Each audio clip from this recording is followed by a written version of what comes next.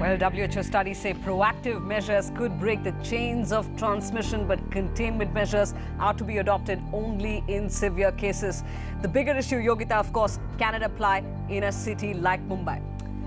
That's right, Smita. The state government surely does think it does. The citizens, though, very divided on that issue. Nevertheless, from tomorrow, schools will be shut for 7 days and multiplexes and theatres for 3 days. Well, advisable or not, that's ahead. But to begin with, here's how the nationwide picture stands. The toll from the flu at last count is 17. Government agencies looking at various measures to contain the spread.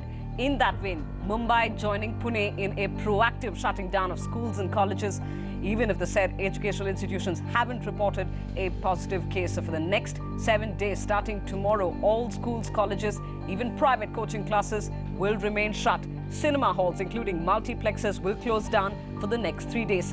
In Navi Mumbai, all malls will remain closed as well, this for a period of a week. 4 people have died in Pune in the last 24 hours. Kerala reported its first death on Tuesday night, 2 succumbing to the swine flu in Gujarat in the last 24 hours. 2 patients in Delhi are now reported to be critical. Well, discussing whether Mumbai IBN.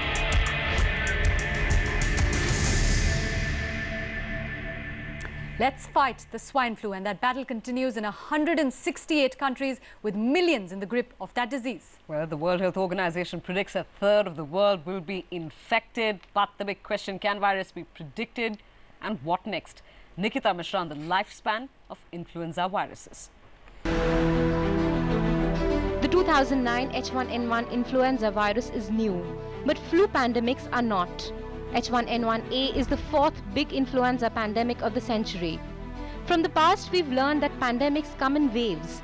Spring and summer generally sees a mild wave, but it gets more virulent by autumn and winter. So does that hold this time around? It's extremely difficult to predict. SARS was a major threat to mankind at the very beginning of this millennium. Now we had predicted it. It was almost a doomsday scenario. But somehow 4 months thereafter, the virus seems to have resigned, and blissfully, the epidemic died out since death. History suggests that influenza A pandemics come every 30 years or so. The severe ones seem to hit every 100 years. So while the 1918 Spanish flu killed somewhere between 20 to 50 million people and infected a third of the world's population, it died down as quickly as it erupted. The 1957 H2N2 or Asian flu killed 70,000 people in the first wave and about 2 million in the second wave, fading away only when 75% of the world population developed resistance towards the virus. And the last big pandemic, the 1968 Hong Kong flu, killed nearly 1 million people worldwide over 2 years.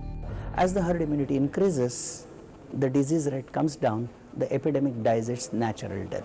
The second factor is gradually the virus loses its bite. So when will we see the end of this pandemic? Hard to say, but most flu viruses have historically been wiped out only when 8 out of 10 people have been affected.